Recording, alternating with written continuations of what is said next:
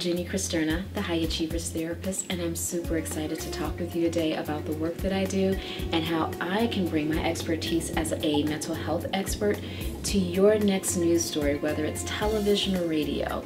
You'll find that I'm able to take things, make it fun, make it light, especially those heavy topics, and take those topics that can be a little nonsensical, bring them down to earth and make them practical so people can see the value. I'm a graduate of the University of Chicago, and I specialize in a number of things: clinical and traditional psychodynamic psychotherapy, and a lot of energy work. People enjoy working with me because it's a lot easier and safer than they expected to look at those parts of themselves in very practical ways and find the courage to make the changes in their lives right away.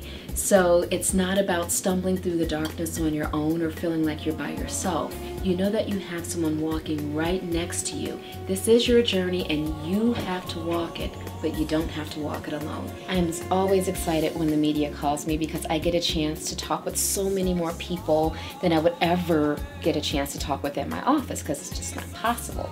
So being able to be the resident therapist for Jet Magazine, and then also a contributing writer for Jet and Ebony Magazine, be on You and Me This Morning, or consult and connect and talk with the audience on NPR or WBEZ Radio, or even in Seoul, Korea, I've connected and talked with some newspapers over there to do some interviews and stories about different mental health issues. So for example, let's take depression.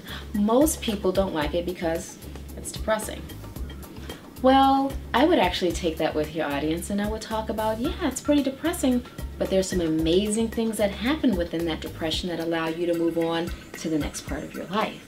Another thing that can be done when we're getting into these depressed states is allow ourselves to feel what's underneath that depression, because sometimes it's usually some hurt or abandonment. So that helps us to identify what's really going on inside in a way that is actually more accurate.